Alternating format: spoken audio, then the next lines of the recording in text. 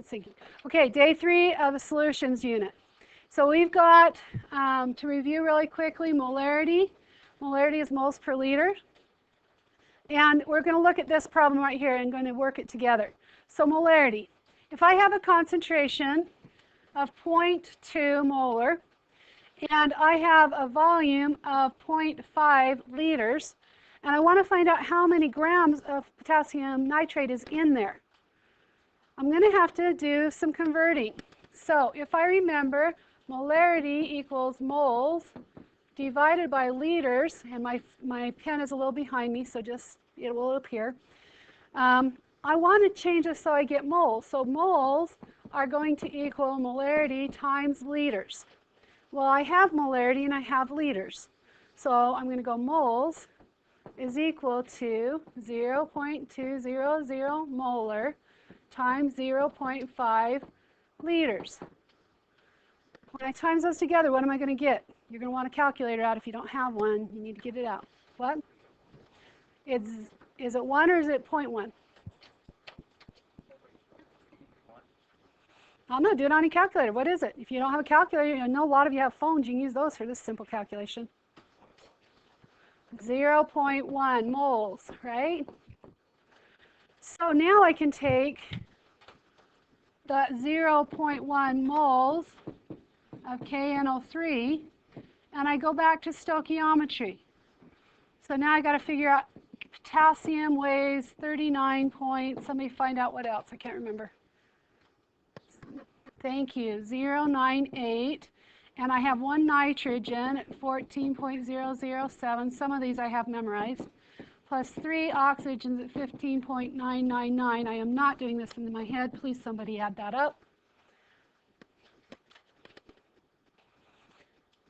What do we get?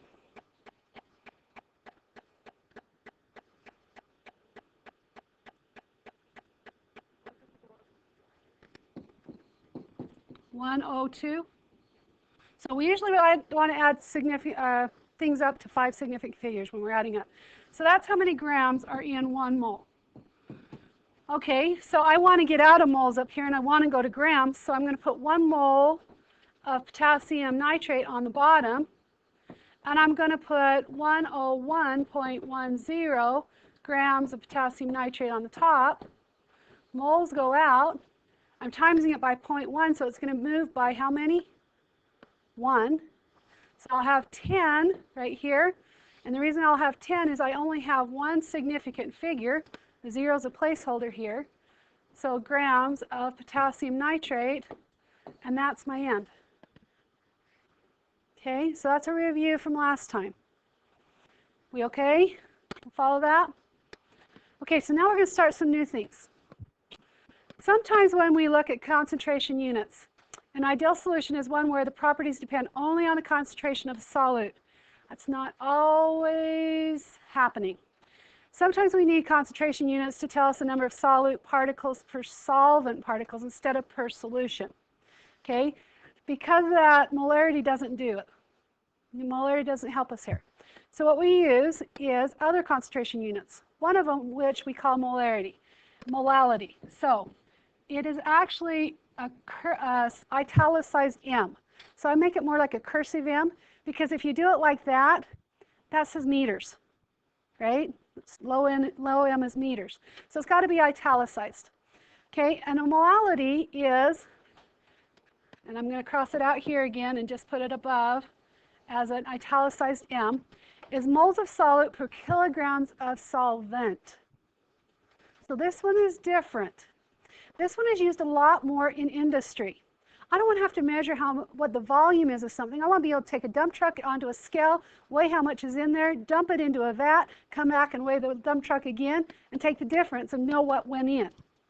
I don't want to have to try and find out what volume went in. That's a whole different ballgame. It takes a lot more work and problems. So I use molality if I'm using large quantities. When we're using small quantities in lab, we usually use molarity because it's easy to measure volume of something small. Another thing we use is percent by mass. This is just like finding your percent on a test. Okay? It's also known as parts per hundred, or pph. Industry loves to use this, but they don't call it percent. Hi, can I help you? Sure. Okay, thank you. So they like to use parts pph because people don't realize it's percent. They don't think it's percent. Okay, so when they think it's pph, people mix that up with ppm and ppb, and they think, oh, it's got to be a small number, not to worry about. Now, what was that city back east that's having problems with the water? What's wrong with their water back east? It's got lead in it, and it's caused what? It's caused a lot of liver problems. It's called Legionnaire's disease. Okay, and we had a big problem here in the summer. Did you guys remember down? There was a big mine that busted, and all that water went down in. Okay, what happened? Why were they worried about that? It's just going into not Flaming Gorge. What was the other one down there? The big water, Lake Powell. It's just to go into Lake Powell. It'll dilute it, no big deal. It was concentrated. It was all these mine waste that was concentrated, and now I'm putting it into stream. And the Indian nations that were around that were really up in arms because they used it to water their crops, to water their livestock, to do all that kind of stuff, right? That's a big deal. Hey, if my kid's going to be drinking lead in their water, I'm going to be a little bit angry. That was what brought down the Roman Empire. They used lead pipes to carry water from one place to another. Well, when they did that, it caused a lot of insanity. And that was the fall of the Roman Empire. Okay, so let's look at what's going on here. So they use that pph instead of saying percent, because everybody knows percent, right? You know how to find percent. And if there's 10% lead in my water, I'm going to get ticked. What? You got 10% lead in my water? What are you doing? But if they put pph, if I don't know what pph is, it sounds a lot better, right? Okay, so let's do some practice. This is molality. Okay, I just took it off the screen. Don't look down. Don't look down. Look at me. What is molality? Say it louder. Good. Moles of solid over kilograms of solvent. Now, we've got two things that are really close together. We just learned molarity last time, and we're learning molality this time. Let me give you a little ditty that'll help you. Molarity, molitery, molarity, molitery, molarity, molitery, moles per liter. Molality is fat. Okay? So how did I remember it? Molarity, molitery, molarity, molitery, molarity, molitery, moles per liter. Molality is fat. Okay, so we got it. All right, so molality is the italicized M, right? And she just told me it is moles solute, good, over kilograms, what? Solvent. I heard solution, so I was waiting for the solvent. Good. Good job. Okay, so what have I got? What is this? That's the moles. So does top or bottom? Top. 0.562 moles. Okay, then I've also got this number. Where's that go? Bottom. Good. Plug it through. What do I get? Say it louder for me again. 0.419. Three significant figures. Thank you. Right number, significant figures. I label it molality. Did they tell me what it was? They didn't tell me what it was, so that's as much as I can label. Circle or square it. Done. Not hard, right? Okay. You're going to have some that you're going to have to change from grams to moles or from grams to kilograms. But you can do that. That's not hard. Okay, let's go on. This is what most water is reported in, is ppm, parts per million. What do you notice different from parts per hundred that I just talked about, percent, remember, and this equation? What's different? These are the same. This is the same. What's different? What I times it by, right? So I'm going to times it by a million instead of 100. Oh, You mean that's what the M and the H stand for? What I times it for? Yeah. Yeah. Okay. And parts per billion. What am I timesing it by? A billion. Okay, if you didn't know what a million and billion are, you now do. So take a minute, put these down also in your notes. You want both of these down. Now I'm going to go back to, Adrian, please put it away. Thank you. Okay, I'm going to go back to where we talked about the water. So when you become a grown-up and you get your own apartment or your own house, once a year, the city is required to give you a water disclosure, basically. It has to tell you what's in the water. This is where you've got to be careful and watch. Now, like we were saying, if I had 10% lead in my water, I'd be mad. So what do? They put 10 pph. Well, that sort of looks like ppb, so it must be small, right?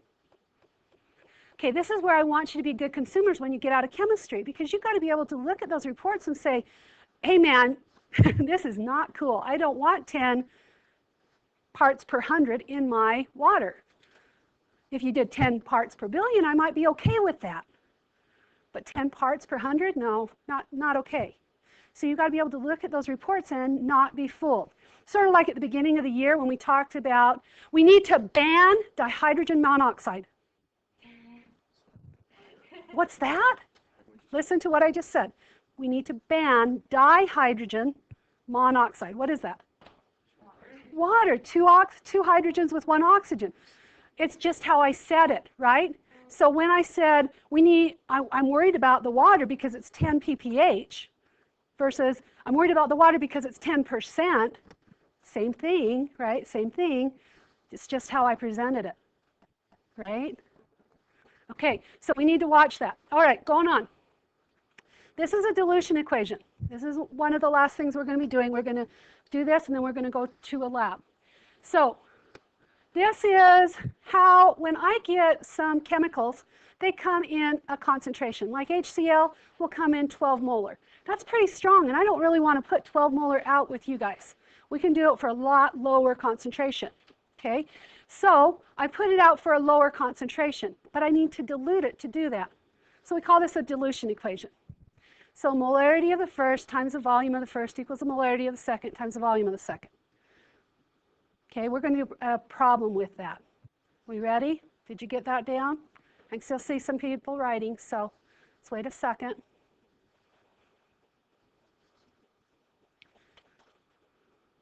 Okay, so next time you come to class, all the chemistry teachers are going to be gone. So I'm giving you a little bit of the notes that you'll need for next time. You're going to be reading some stuff and going through sort of like a POGL like we did last time. And talking, I want you to work in your groups. Again, same groups that we had last time. And I'll give the sub that same instruction. But I wanted you to have the information you need. That's why we're doing a little bit longer. Okay? All right, everybody got this down? Tancum, you okay? All right. So here we got another problem. Let's look at this problem. What volume in milliliters? Okay, I'm looking for a volume in milliliters, okay, of a 2.0 molar. That's a concentration, right? So I'm going to call it my first concentration of calcium chloride. Well, the M1V1 equals M2V2, I didn't need to know what it was of, so I'm going to ignore that.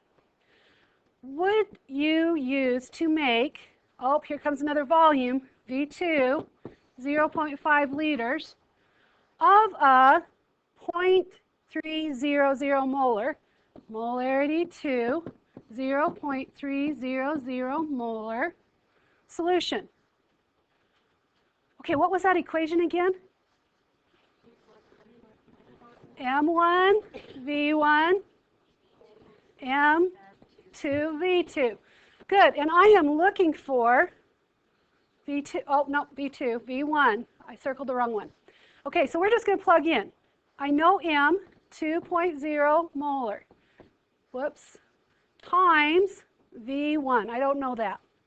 Equals 0.5 liters. I put the liters first, sorry. Times the molarity. Everybody okay? All I did was plug in. Anybody have a question of what I just did? Doing good. Okay, so I'm going to times these together. So 0.5 times 0.3. Somebody do that for me. Should be able to do it without the calculator, but I'm going to let you use it. Good. 0.15. 0. And liters times molarity? Ms. Howell? Yes? Could you send Dallin Smith to Student Services, please? He's not in class today. What? He's not in class today. Okay, thank you. Uh-huh. So moles times molarity times liters gives us what? We've done this before. Molarity is what? Moles divided by liters. So if I times that by liters, what do I get? Moles. Good. So I got moles. Now I want to get V1 by itself, so I'm going to divide both sides by 2. And a mole divided by a mole divided by a liter is going to give me a liter. So 0.15 divided by 2. Good. 0.075, and that's liters. Wait a minute, it asked me to find it in. Oh, that's a good question. Do I divide it or times it by 1,000 to get to milliliters from liters? Milliliters are little, right? Like millimeters are little. Meter is big, liter is big. So I need to times it because I'm going to have a lot more. So I'm going to times that by 1,000 milliliters in 1 liter. So how many milliliters am I going to measure out? 75 milliliters. Good. Woohoo! Okay, did anybody get lost there? That was, yeah, it's V1. Yep, it is V1. I put V2. Thank you. Didn't mean to confuse you. Okay, we good? Okay, so we're going to go now and we're going to make some solutions. So let me get this down.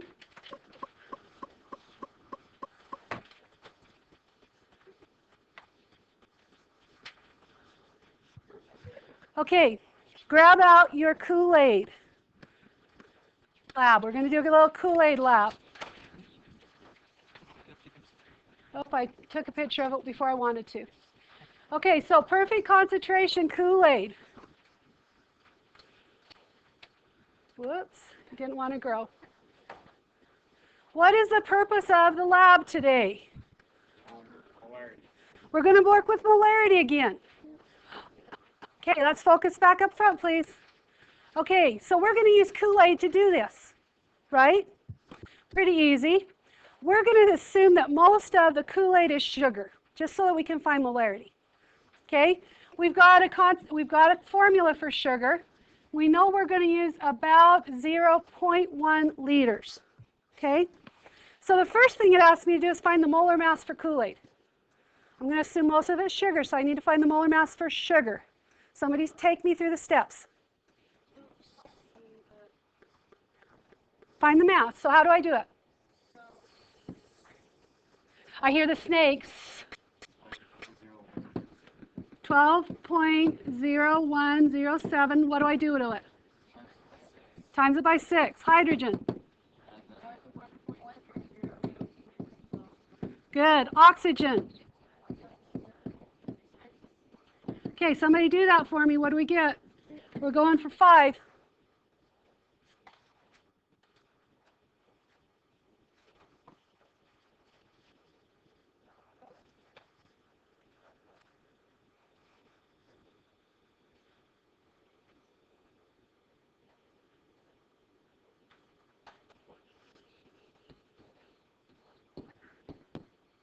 Okay? Grams are equal to 1 mole, right? So that's the molar mass. Did everybody get that? Double check. Did we have a second? Yes, we had a second. Okay, so I'm going to show you how to do each part, and then I'm going to let you finish it. Okay? So this one I'm going to do with you. So we need to make this concentration. We are using this many liters. I need to find out the mass that I need to weigh out. What do I need to do? Times those together. So let's take 0.1 molar times 0.1 liters. It's going to give me what? 0.01, what? That, the capital M is molarity, yep. 0.1, what? What are the units on this one? It's not grams. Moles, because remember molarity is equal to moles divided by liters. So when we times it by liters, those cancel out and we're left with moles. Well, up here I've got how many grams are in 1 mole, right? So I'm going to do my little stoichiometry here. 1 mole is 180.15 grams. And since I'm just working with sugar, I don't want to have to keep replating it. I could just say sugar is S with a circle, so I can put S with a circle here. So I know what is of. So I don't have to write C6H12O6H time. Okay? And I get what?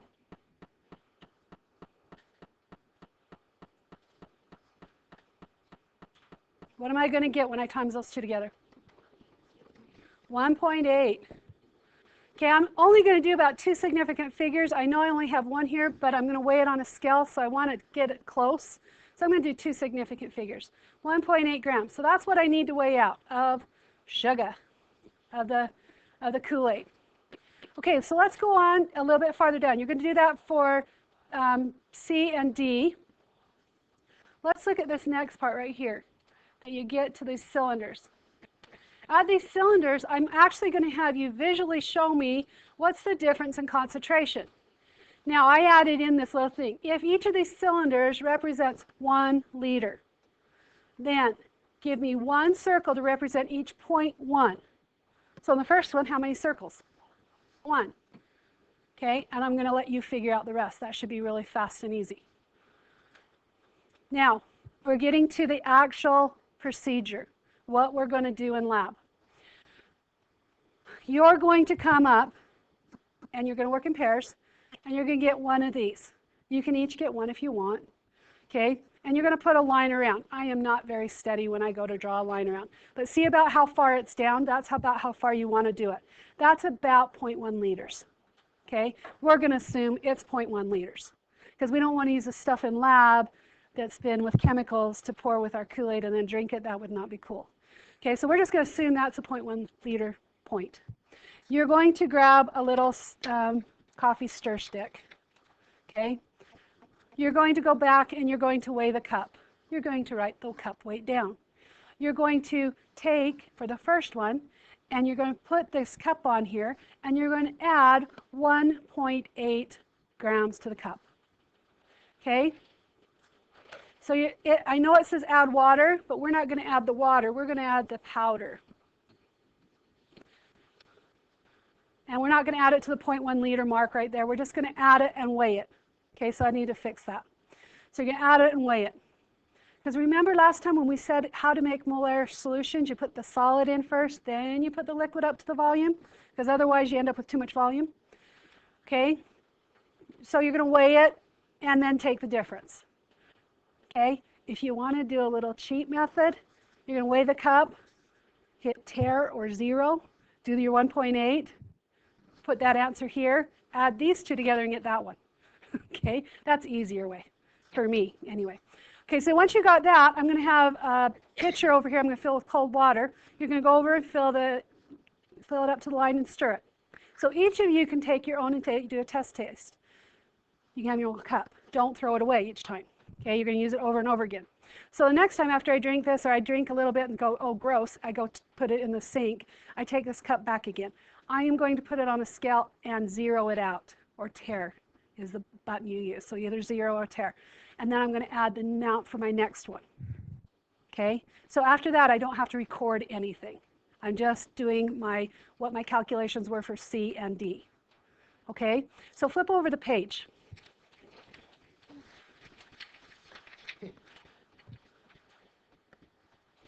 Okay, on the back side, so here's my lovely cup. Okay, so those of you who didn't see, that's my cup and my stirring rod for my experiment here. You're going to do some observations. This is the first one, so if you want to put this as B, basically it tells you the concentrations right here. You're going to see how it looked. Is it concentrated? Does it look dark colored, light colored, whatever? How did it smell? Because if it's really dilute, I might not smell it as much as if it's more concentrated. How did it taste? Now, you've got to come up between you and your partner with what you both think is the best concentration.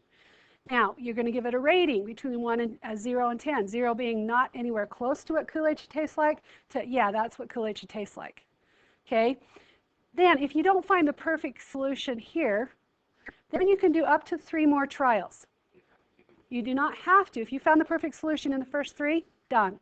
If you don't, then you guys say, you know what, I think it's between these 2. I'm going to find out how much I need to add. Yes? So the one molarity thing is 0.18 grams. It's going to be 1.8 grams. Mm-hmm. It's close to that, yeah. Okay, so then you're going to answer some questions. And then down here at the bottom, it now changes it from molarity concentration into parts per million that we were talking about a little bit earlier. And I basically set up the first one for you.